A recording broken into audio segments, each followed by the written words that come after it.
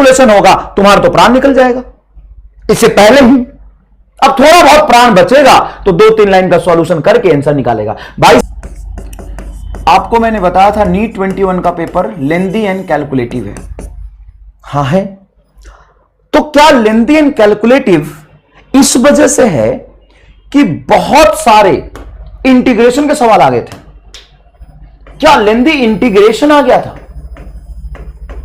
इसलिए मुश्किल हो गया था क्या? नहीं।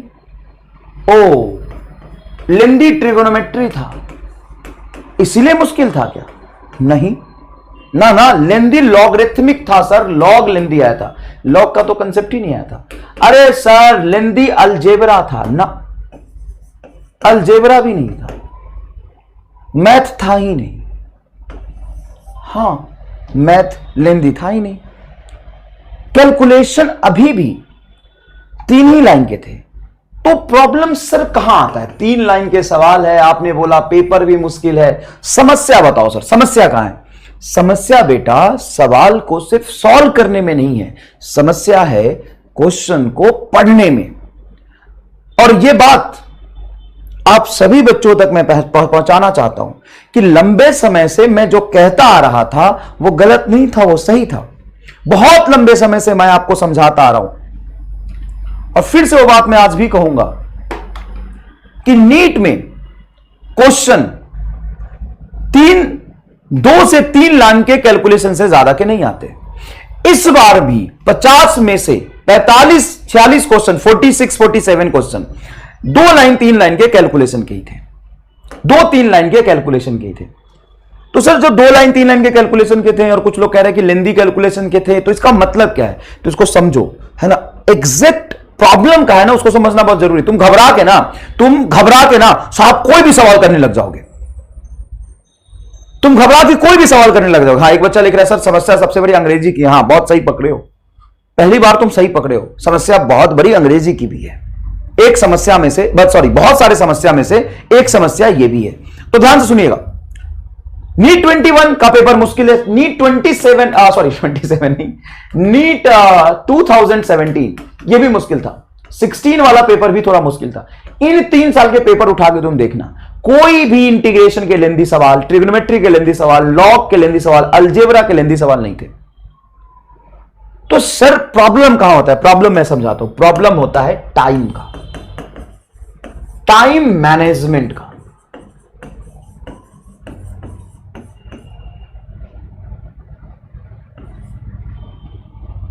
टाइम के मैनेजमेंट का बहुत आसान सवाल भी अगर मैं 45 दे दूं और मैं आपको बोलूं कि ये 1 घंटे में सारे सवाल आपको पढ़ने हैं, सारे सवाल सॉल्व करने हैं, तो आप शायद नहीं कर पाए। क्या घर पे बैठ के कभी 1 घंटे में क्या 45 क्वेश्चन आपने अभी तक किया है? अभी तो तुम्हारा जर्नी स्टार्ट हुआ है, बच्चे हो चूजे हो साहब, अभी तो तुम्हारा जर्नी स्टार्ट हुआ है। फिर भी मैं कहता हूं कि बच्चे को 2 साल 3 साल भी हो जाता ना, वो घर पे बैठ के कभी भी 45 क्वेश्चन 1 आवर में करता ही नहीं। जब वो करता ही नहीं तो एग्जाम में चमत्कार थोड़ी ना होगा। सबसे ज्यादा प्रॉब्लम है टाइम के मैनेजमेंट का। साहब अगर 45 के 45 सवाल नए आपके सामने रख दिए जाएं, आप उसको पढ़ेंगे, जब पढ़ना शुरू करेंगे, अच्छा ये दिया हुआ है और ये कंडीशन है, ये भी दिया हुआ है और ये पूछा है। जब तुम्हें पता चलेगा क्या पूछा है तो भूल जाएगा क्या दिया हुआ था। फिर सवाल दोबारा पढ़ेगा, अच्छा ये दिया हुआ है तो ये भूल जाएगा पूछा क्या था। जब तुम्हें यह भी पता चल गया कि क्या दिया हुआ था, क्या पूछा है, तो यह भूल जाएगा कंडीशन क्या था।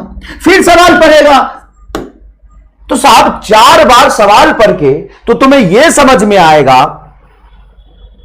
कि जो गिवन है और जो कैलकुलेट करना है उसमें रिलेशन क्या है। अब वैसे एक बार नहीं करने, आपको 45 से 45 सवाल नहीं करने 45 के 45 सवाल में यही काम करने हैं। सवाल को पढ़ना है, यह देखना है कौन सी फिजिकल क्वांटिटी दिया हुआ है, क्या कंडीशन है, कौन सी फिजिकल क्वांटिटी निकालनी है, फिर उसको समझ के फिर यह याद करना कौन सा कंसेप्ट यूज होगा, फिर फॉर्मूला लगाना, चाहे वो 2 ही लाइन में क्यों ना सॉल्व हो, तू तो यही पे खत्म। 50% बच्चे यही में खत्म।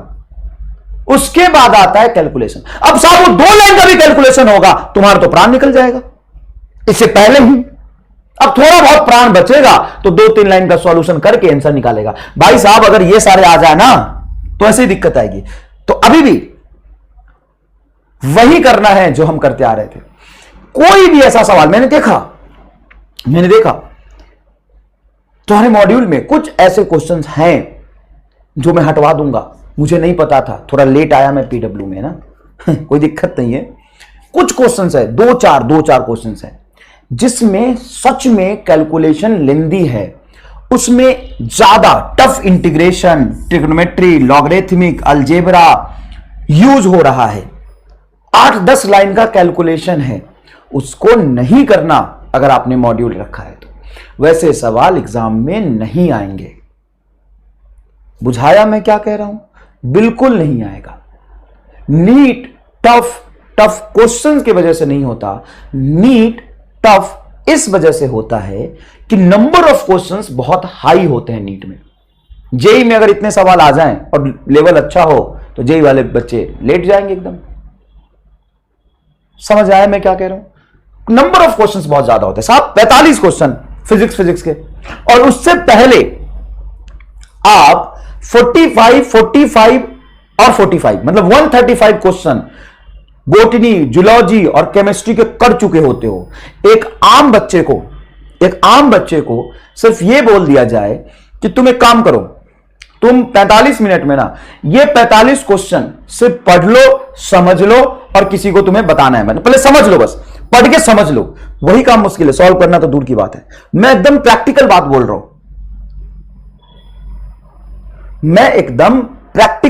रहा हूं, आप जिस लेवल पे भी है ना बेटा, उसमें मैं आपसे बस ये कह दूं, और आपसे क्या, तुम मेरे से भी कह दो कि सर ये 45 क्वेश्चन है, इसको 45 मिनट पे पढ़ो और फटाफट इसको कर दो। मुझे भी समय लगेगा, ऐसा थोड़ी ना है कि मैं आंख बंद करके सवाल सॉल्व कर दूंगा, पढ़ूंगा ना। एक सवाल को अगर 6-7 लाइन का सवाल है, 4-5 लाइन का सवाल है, पढ़ने में 20-30 सेकंड लग जाता है। उसके बाद आप 20-30 सेकंड में समझोगे तो 1 मिनट तो हो गया पढ़ के समझने में। अब चाहे उसमें कोई सा भी सिंगल लाइन फॉर्मूला यूज करना हो, उसको याद करना पड़ेगा, उसको लिखोगे, 4 लाइन सॉल्व करोगे तो समय लगेगा। प्रॉब्लम क्वेश्चन के कंसेप्ट में नहीं है, प्रॉब्लम है नंबर ऑफ क्वेश्चन में। प्रॉब्लम है नंबर ऑफ क्वेश्चन ज्यादा होते हैं तो उसके लैंग्वेज को समझना और फिर उसको समझ के सॉल्व करना आगे। और यह भी नहीं कि वही 45 क्वेश्चन है, उससे पहले आप पूरी तरीके से एग्जॉस्ट हो चुके होते हो, आपकी एनर्जी बिल्कुल खत्म हो जाती है बायोलॉजी और केमिस्ट्री करते करते। यह आसान नहीं है। कोई तुमसे कहे जेई वाला कि नीट का पेपर इजी आता है तो उससे बताना कि नंबर ऑफ क्वेश्चन कितने होते हैं और कितने टाइम में करने होते हैं। उनके तो आते हैं 20 60 सवाल, तुम्हारे आते हैं 180 सवाल।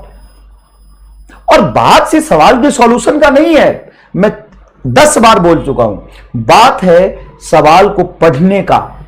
इस बार एक तो पेपर लेंदी पूछ लिया और ऊपर से दूसरा जो मुश्किल पार्ट है कि 5 क्वेश्चन ज्यादा है, मतलब 200 क्वेश्चन हो गए।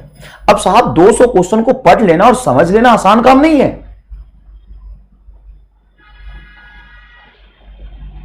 तो क्या करें?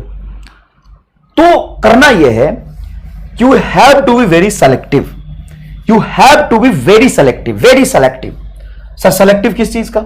सेलेक्टिव इसमें कि आपको सबसे पहले बेसिक कंसेप्ट पे बहुत जोरदार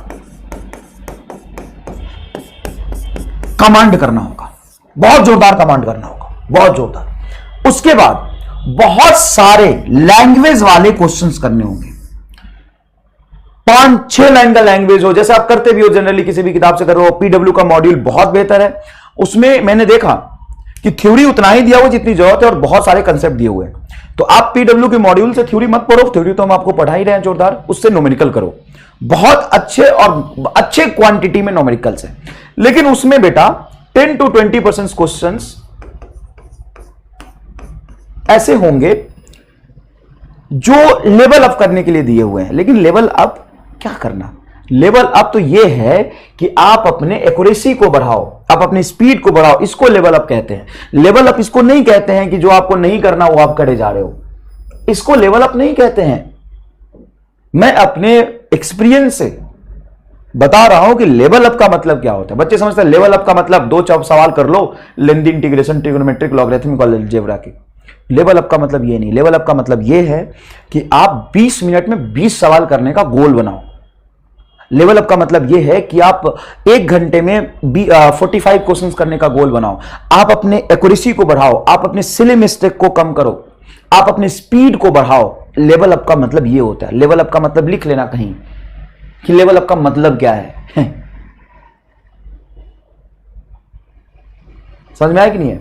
तो समझिए, आपको बेसिक कंसेप्ट पे बहुत जोरदार कमांड बनाना पड़ेगा और 2-3 लाइन के कैलकुलेशन वाले ही सवाल करने हैं। हाँ, 10 to 20% क्वेश्चन अगर आपको ऐसे मिलते हैं जिसमें लेंदी कैलकुलेशन, उसको नहीं करना।